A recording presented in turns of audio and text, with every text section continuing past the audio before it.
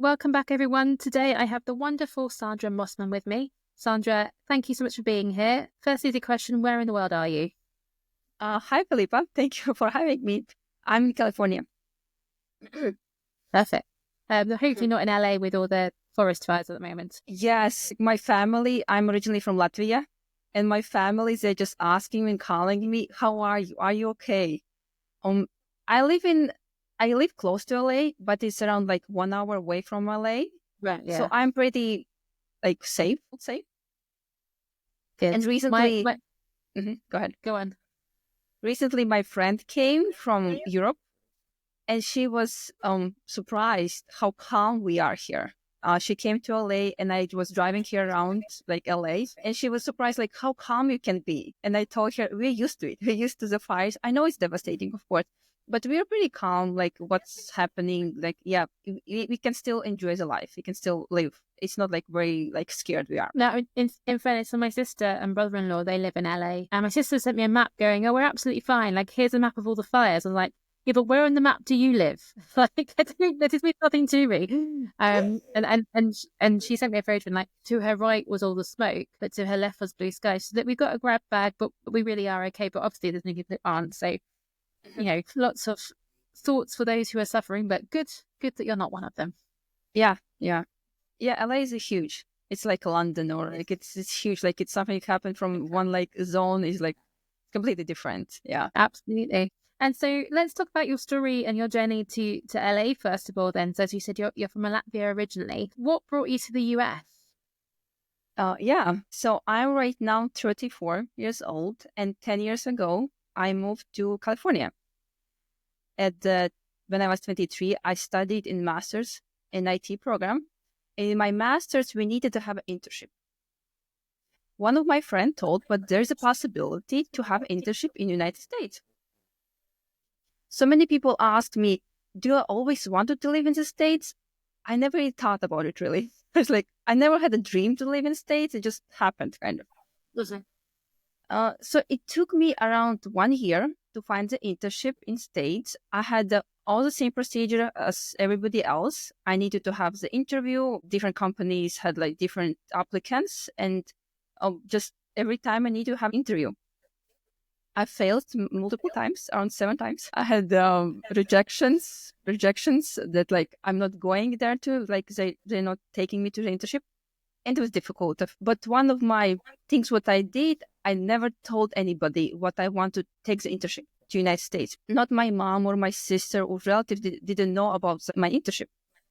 And this is my kind of life strategy. What I don't tell anybody what I'm planning to do something. Because sometimes when you tell that, oh, I want to find the internship, I want to move to a new country, I want to maybe go to maybe open the business. So many people try to kind of test your dream. They're like, are you really sure? Can you do it? Maybe you'll not be able to do it. And it's difficult by yourself to accept this like cancellations or like rejections. And when somebody else tell you like, oh, it's not your dream, it's fine, like, and it's so much more difficult. So all this year I was alone, but it was easier for me to not to share with anybody what I didn't get the internship. Yeah, so it took me 1 year to find the internship. After 1 year, one company in California, I moved straight to California for internship in IT. I worked as a tester, like website testing. I did some programming for 1 year. I had the internship J1 visa for 1 year. After J1 visa expired, I moved back to Latvia for 1.5 years. I was waiting for H1B visa. It's working visa. And while in Latvia, I was able to compare my life in Latvia or to States. How was it? Mm-hmm. And I think it was a very good time there, because now I don't have any thoughts that maybe my life in Latvia will be better. Mm-hmm. I had this time to compare how my life was, and I really wanted to come back to States. So this 1.5 years I lived to Latvia, waiting to go back to States. And after my H1B visa was approved, I came back in 2016 December, and I lived since for like 9 years only. Brilliant. Yeah. First of all, I mean, it's interesting what you say about not telling people. And there's obviously different approaches to all these things, but I totally get it when it's sometimes people are more scared for your ideas than you are. And it's their own projection sometimes of like, well, I couldn't do that. So, don't be disappointed if you can't do that. Or it's interesting and we're always told, oh, you should say your goals out loud, so it gives you intention. But sometimes I think you're right. Sometimes I think you just need to work your own path and get your head straight and then say, hey, by the way, I did this thing. Yeah. Because no one then has time to doubt you or to doubt the process. Yeah. Yeah. It was because you don't know how it will be. And there's another person, maybe he also don't know how it will be. And then he put this fears of his fears to you. Yeah. And you didn't even think about it. I was like, twice difficult. I think it's too easy these days to have an opinion without having any information. Yes. Everybody have opinions are free. Absolutely. Yeah. So you came back to the US and you started off working in IT, didn't you? Yes, I continued to work in the same company for 7 years. I've worked in a very small company. We had maybe 2-3 people, like 3-4 people. And I think it was my first mistake, I would say, that I didn't try to apply to different jobs.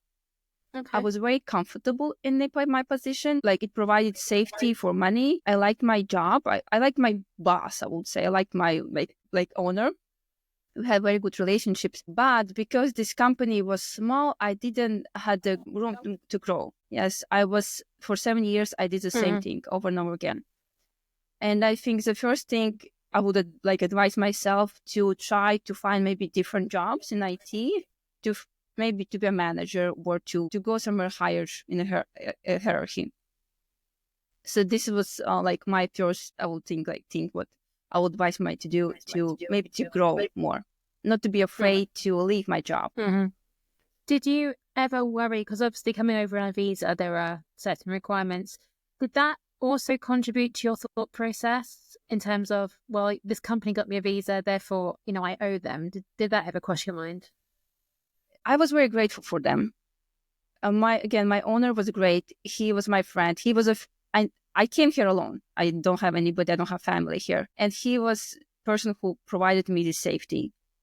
And I would say I had this appreciation, and I was grateful for him. And maybe I didn't want to leave him because of what he provided for me.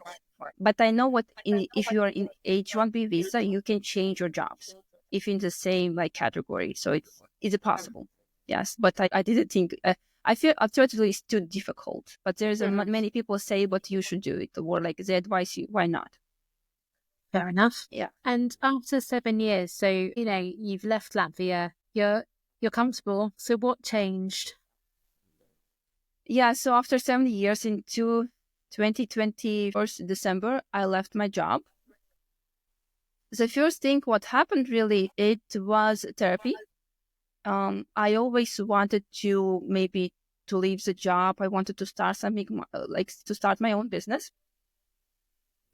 And in 2019, I started to study astrology. Yeah. So I studied astrology. I studied astrology for 2 years. And through these 3 years, I studied Feng Shui, but I never had this goal of, okay, I'm leaving my job. It was just okay, someday I will leave my job. Someday something I will change. But 30 months or 6 months before I left my job, I met the therapy. I started to attend the therapy, and we started to work through this goal of leaving my job. What I'm doing, what's this kind of plans someday, just let's make it real and makes a goal to leave the job. Yeah, this was, I think, why I left my job, because I wanted to work for myself. I have passion in astrology. I wanted to be astrologer, professional astrologer. And then I also had some issues with a coworker. Yeah. And it's kind of also got this kind of to the end point of, okay, I can't deal with it anymore. I loved my boss. He was great, but this coworker, I just couldn't deal with her, and I left. Yeah. Yeah. Yeah. And how did it Well, first of all, let's talk about astrology, actually. So what is it about astrology that you love so much? Because it's quite, again, a controversial subject. Some people don't believe in it, some people do. So what does it mean to you? I think the astrology for me changed over time. I think I came to astrology to learn about myself because I come from Latvia, where we never thought about what do you like, who you are. Like, it was just society tells you what kind of person you are, or like you should do this one, or you are like this kind of person. Like, this is good, this is right. You should go to IT because it's like good paying job. Do you really like this IT job? Yes, there's always kind of projections like this is kind of person you are. But I never thought like who I am. I think the astrology showed me what kind of I started to question myself. Maybe I am this kind of person. What astrology tell me? As I started to just questioning like what kind of person I am, like who I am. And astrology really can give you a lot of perspective of like maybe you are like a leader, or maybe you're like good mom, or you are a good maybe person who can do public speaking. And I never thought about myself like in this concept. And they're like, oh, maybe let me try, maybe I can do that. Yes, it just I started to question what kind of person I am. Yeah, and astrology gave me fast answers. Yeah, I didn't need to really think of what's my best career, or what maybe my love life, or maybe what my future hold. Astrology provided me answers and this like kind of safety. What this is what how it will be, and it took this responsibility from me of thinking about these things. So yeah, this is what my first interaction with astrology was, like learning who I am and also providing these fast answers what I really didn't want to maybe question or like think about. Yes, just like astrology gave me these answers. Yeah. Interesting. Did you ever, so the thing, where I struggle with astrology, I won't go into it massively because it's not about me, but the question I really have is, do you ever see elements in astrology that you don't?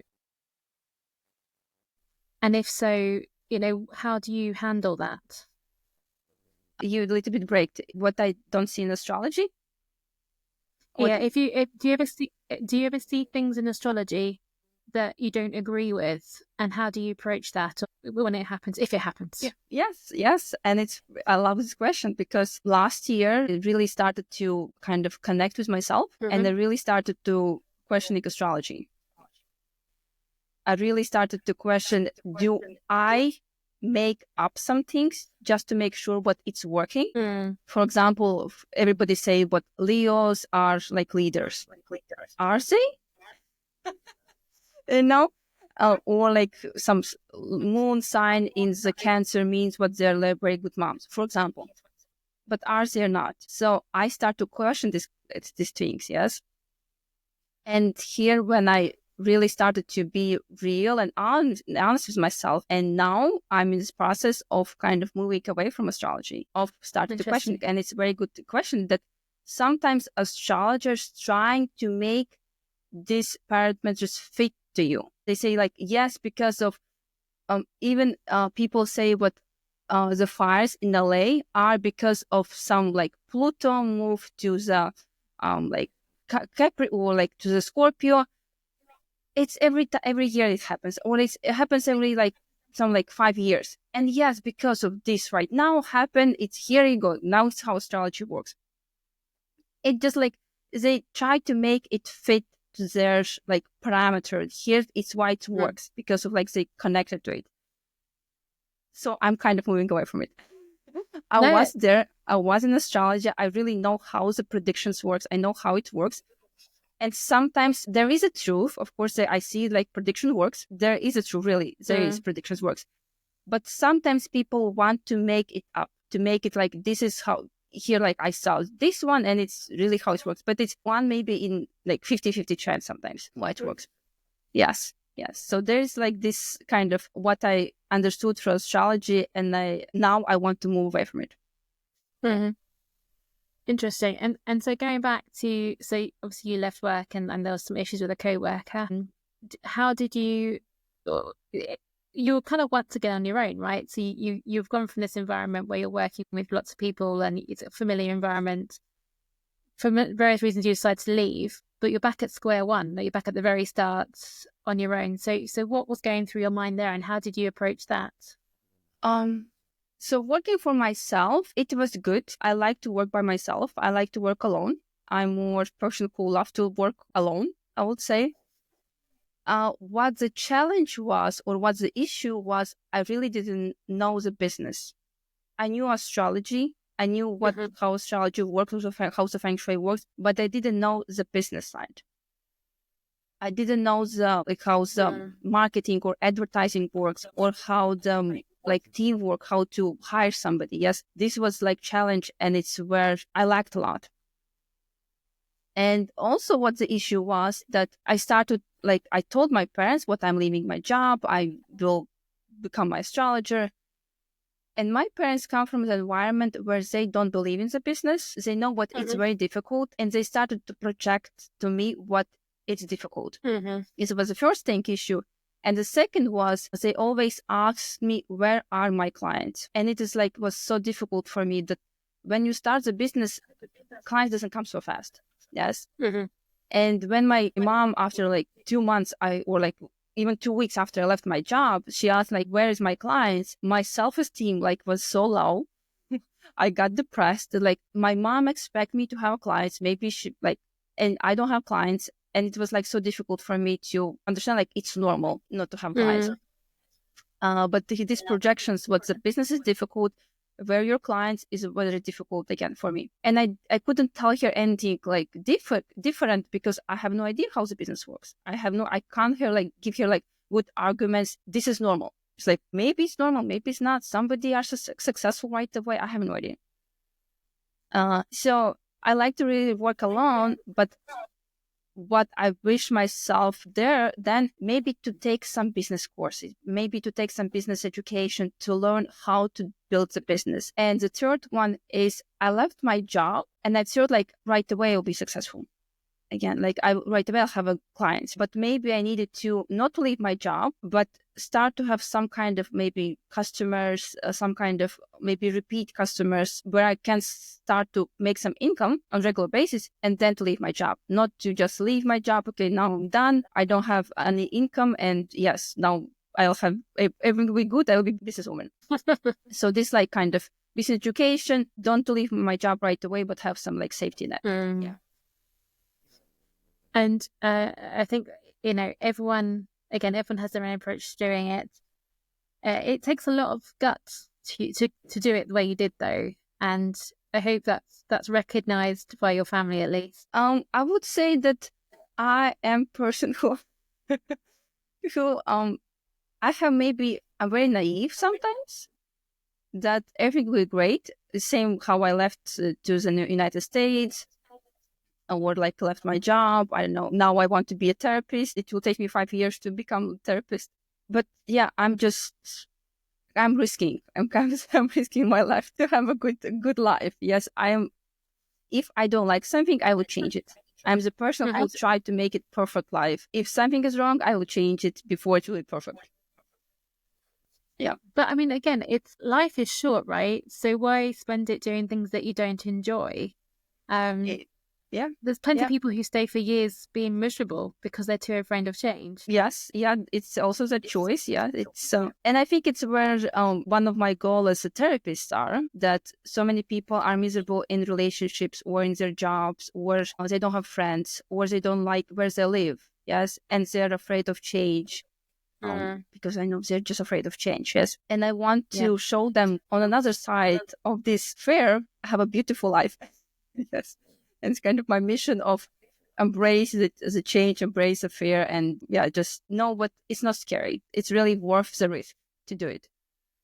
No, I love that. I mean, what I find really interesting about us as humans is so many of us are resistant to change, and yet everything is changing constantly. We are, even to the detail of our hair is growing. I'm going grey.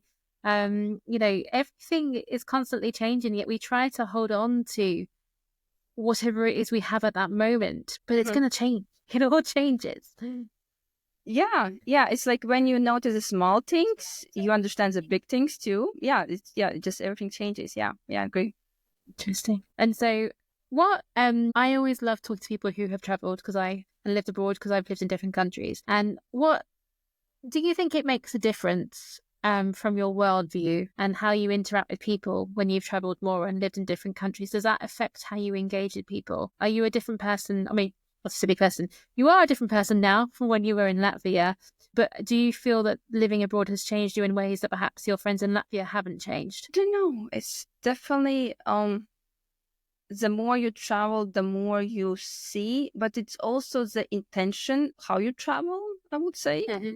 Sometimes we travel just to have a check mark. I went to this country or I saw something like this, yes. But sometimes we travel just to maybe enjoy the culture, enjoy the people. Yes, you see the different, like really people around there. Yes, and this is different intentions, the way you travel, the way you emerge in this culture. Yes, for example, I just went to Greece, and the Greece are so welcoming people.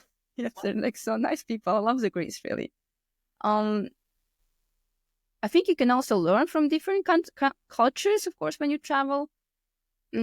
Yes, I think, I don't know. Yeah, I can't say like how it changed me. Maybe just it helped me to see what everything is possible more. But everywhere is a kind of the same. Like for example, every time when I come to Latvia or I come to my home country, and I'm live from a very small city, like 10,000 people live there. And when I come there, they think what I am some kind of, I know, big person who live in States. What I am some kind of, I know, somebody I know out of their league. What I live in California. Yes, because I'm from this small country and now I live. But for me, when I come there, I want to be just, I know, friendly with them. I don't want them to see me that I'm some kind of, I know, like, I have like prideful, like I'm very Yeah. I want to come back and to be friend with them and to be normal, like how I am, like normal way. But they see they see me like I moved to California and now I'm like, I know somebody big person. It's like, but in California, I have the same life like they have. And everywhere you have like same life, what just I eat the food, I cook, I clean my house, I don't do something different. Yes. I work, I need to go to job. When I go to job, yes, I need to make money, I need to pay the bills. It's the same, yes. But I just live in California. Oh, yeah. I mean, it's interesting, isn't it? The people's perception of, and it's again based on their own internal wirings, isn't it? So I think, so my sister also lives in LA and I've been there and, you see LA on the TV, but you see it, the Hollywood glamorous. But LA is a big city, like you say, it's got normal houses with normal people in it, doing normal things. It's just that one's in that town or one's in this country and one's in that country. And it's interesting how much time we spend thinking about what other people are doing without making the connection that we're doing all the same things. Yes. Yeah. Yeah. I think one of my biggest thing in my life is to remove these social expectations that you should get married by this year, you should get a job, you should get to go to college, you should have a kids because you are, I know, 35, whatever. You should, I know, have good work. It's how you should make what you should make. You should, I know, clean the house. You should eat healthy. Yes, it's you should this one. You should make this one. You should do this one. It's like this all social expectations. It's so much weight for you. Like you should travel once a year. Yes, for me, it's just what do I want? Do I want to travel? Maybe I don't want to travel. Do I want to eat healthy or I know what is good for my body? Yes. Do I want to eat the meat? For example, I'm vegan and people say, you should eat the meat. Like, I want to eat the meat, yes. Or you should have a baby. I'm 34 years old and my just parents say like, you should have a kid. It's like, okay, whatever, give me a break. Or like to have a job, or you should have this, like, I know, you should have a friend, or you should have like your best friend, yes, or I know what this social expectation of what puts us in so much weight that like I should be, I know, skinny, or should have a weight, or you should like, I know, you should wear something like this. It's like this social expectations are huge. Or you have iPhone, you should have iPad, or you have like, I don't know, MacBook, whatever you should have. Yes, like the hair, like what you have, it's all these social expectations. It's very difficult. Yeah. Definitely. So what is it that makes you happy at the moment? I would say it's studies, the new information. Definitely. Right now, my vision for this year, or my support for this year, is honesty, and it's honesty with myself. It's honesty of what do I like. For example, for many years, I started with the basics. I really started with the basics of my honesty is the food. Yes, what kind of food I like.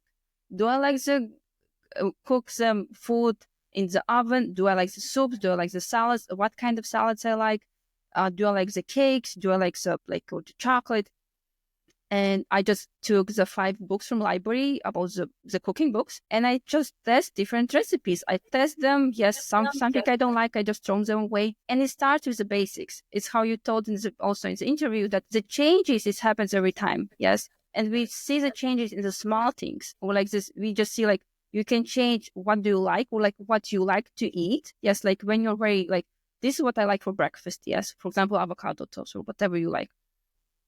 And when you are very comfortable and confident of what you like to eat, you start with the small things.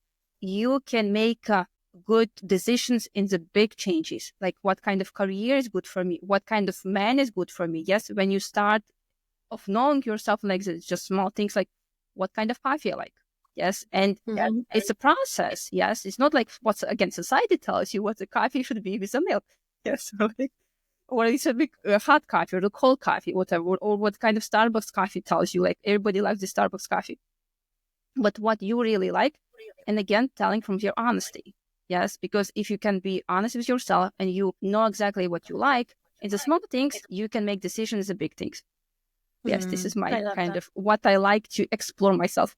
Explore myself, but everything. So I 20 years ago, I lived in Russia, studied Russian, and I lived in Siberia, a place called Krasnoyarsk. And my landlady there used to make me this lovely dish, which had liver and mushrooms in it. And these are the 2 things that I hate the most in the world. And I used to eat it because it's polite, and I would like try to swallow it out without tasting it, you know that? And now, and the other day I was going around a friend's house. It's a friend I've known for ages. And she says, anything you don't eat, just checking. It's like mushrooms. She's like, I know you don't eat mushrooms. Like, no, I have to tell everyone now. I am not going to ever tolerate again. But this has been going on for like 20 years now. But it's amazing how much we do to satisfy other people. Yes. And I think that's the point that you're making. Yeah. And even like with my husband, he often makes me breakfast, which is lovely. And I like my scrambled eggs done in a certain way. I like them nice and runny. I put butter in it. I put milk in it. And he doesn't do it so much. And again, I used to sit there and go, these are lovely. And now I go, these are lovely. But the way I like them is this way. And I'm telling you because I know you're making it, so it's up to you. But if you want to make it that way, I'll like them more.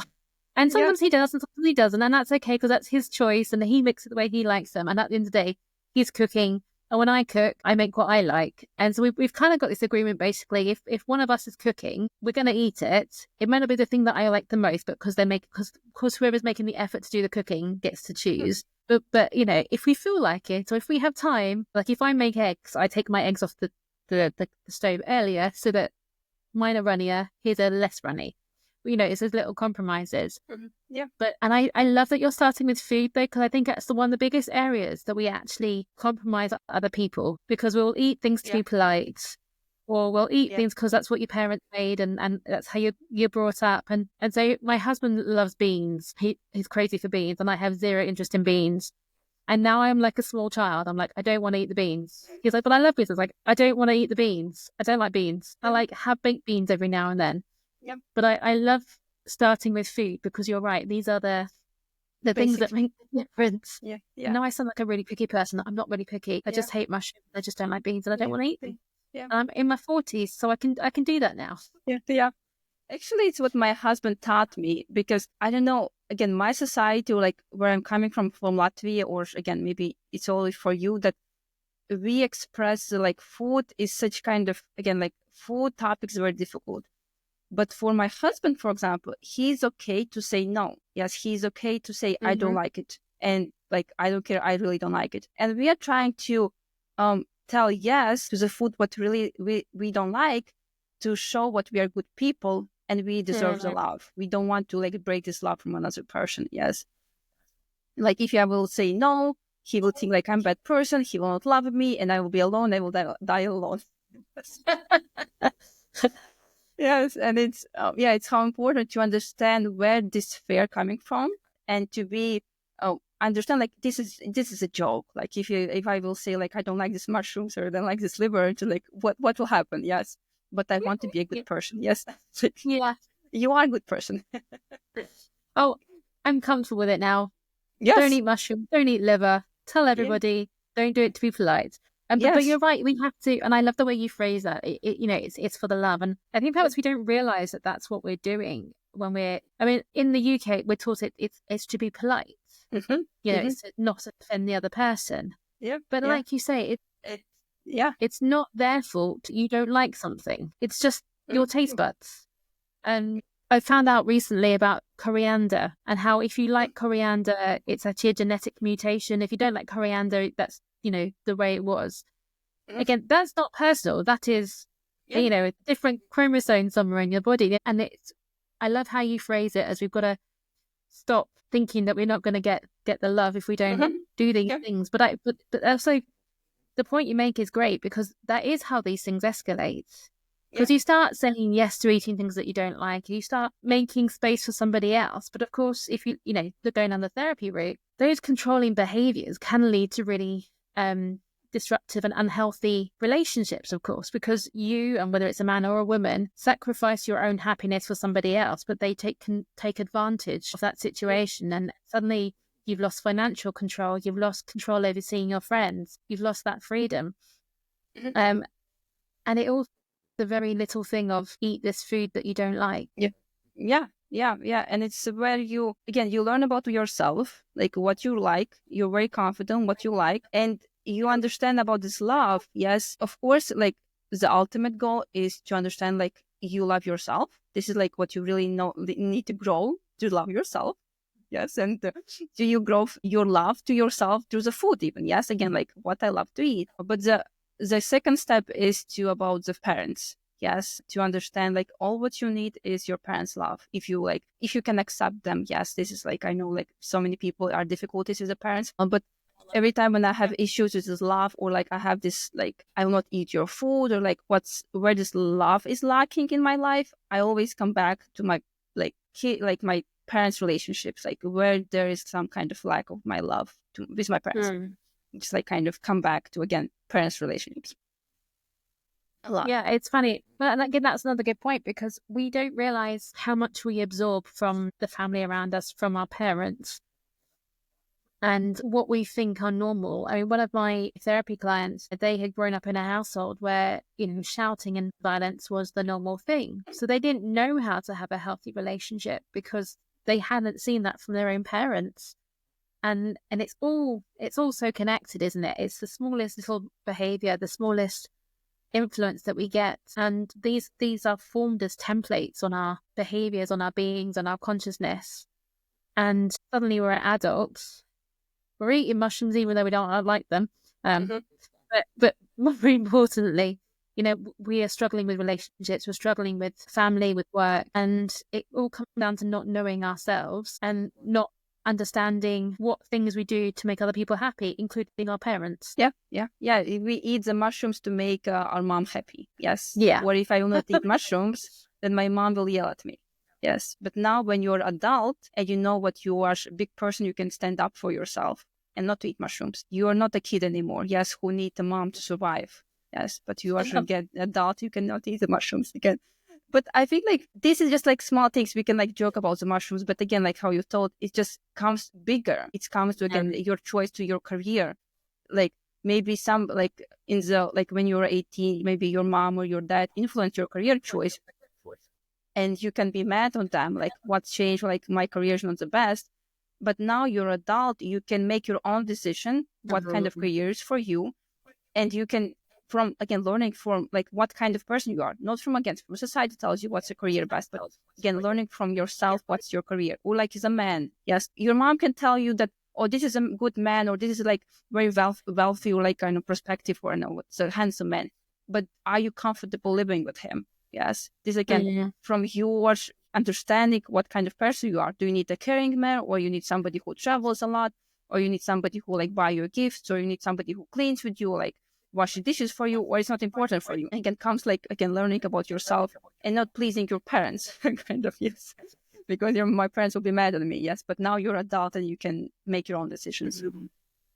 And I think it's really what it came to mind as you're saying that is, I think the other thing that people need to get comfortable with is that it's okay to actually know not what you want, like particularly when it comes to work. You know, I spent my 20s doing all sorts of different things, and I came to therapy in my, late 30s, 40s. Yeah. And that's okay. And I don't regret anything that I've done because I've had an amazing life. Yeah. But I couldn't have planned it. I couldn't have gone, I'm going to do this, then I'm going to do that. And then suddenly, and that's part of the joy of my life. But I do see, particularly, I've got some younger therapy clients who part of their overwhelm is they feel like they ought to have it all sorted out by now. And this is a really common thing. Like we ought to know, or my parents have said this. And the truth is, I don't think, unless you want to be a doctor or a lawyer, and you know that from like the age of 4, I don't think anyone really knows what they want to do. Yeah. And so you just kind of go with the flow and see what fits. If it doesn't fit, you try something else. But when you're 20, 21, it feels like, the world's going to end if you haven't got it all figured out. And of course, I mean, I'm still figuring it out, and I'm enjoying myself doing it. Yeah. Yeah. And it's where this testing process is. Yes. What I like about my food, I'm just testing it out, how I feel. Do I really like this healthy food, or like what kind of healthy lasagna, or I eat it because it's healthy, but I really don't like it? There's options. Yes. And yes, how you tell what you need to, need to be figured out. No, you just test it out. And there's so many people say like, I don't know what to do in my life. It's like, try this one. And from testing it without any expectations, with honesty about yourself, like, do I really like it? Do I like this administrative job, or like the programming? Like, really test it, check it. Maybe for 1 year, just have like this testing process and see, like, you'll be closer to some kind of like results, or like some kind of understanding what you really like, and not to just worry for 1 year, I don't know what to do. It's like, Absolutely. Yeah. And so right now you're studying to be a therapist. Right now I applied to 2 different programs. We'll see if they'll accept me. If they accept me, then I will start in the fall 2025. Finger crossed. And what else are you doing this year while you're applying? Right now I'm just finding some jobs, like some small like administrative jobs, maybe some web design, some jobs just to have money, really, just something like this. Because I really, like, I'm honest, what I can't do astrology and feng shui anymore, because it's how my belief changed, and I can't like sell it, or I can't like tell what I really don't believe. So it's like I just will go to some different jobs, but don't do astrology. No, I mean, again, we change, we learn, we grow. What about the feng shui part of what you used to learn? How is that affected? Feng shui is also changed. Feng shui is also a lot of like what I just take from the feng shui is the only one thing is the feng shui is decluttering. It's only one thing what really works, or like really what everybody should do. Declutter the house, and you feel so much better. But anything else is, I will still apply the feng shui in my house, but I will not sell the feng shui. It is this thing, because so many people, again, put this responsibility on the feng shui for the changes. Yes, for example, they put some, I don't know, money frogs or lucky bamboo or like money tree in the money corners, and they expect the money. Or when I read the different forums about the feng shui, and they tell that my health is bad, or like my money, I lost my job, and what feng shui can do. I see like, no, the feng shui will not do nothing before you do something. The feng shui is like, maybe you can apply to it, but don't give all the hopes to the feng shui. And that's very healthy. I think what I find is, this again, I think is human behavior, but we put all our confidence in something else to make the difference in our lives, but change comes from within.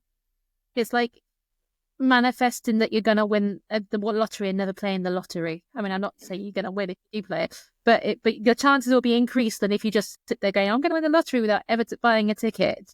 We have to take action for our own lives. Yeah. The more I go to the therapy, and every time when I go to therapy, and I sometimes tell like, this person is bad, or this person, like, he was wrong, or he was, I know, did something because of something. Yes. I put this responsibility on them, or the astrology or feng shui, yes, something. But every time when end of the therapy, it's come back to me again. It's come back to my responsibility, and this responsibility gave me such a huge strength and the power that I can change it. For example, I have issues with this person, and I understand I can't change this person, but when I understand what it's in my power to how I see this person, or like it's not his issue. He just projected some issues in me and I can change it. It's like, oh my God, I can do that. I can change. It's like, it's possible, you know?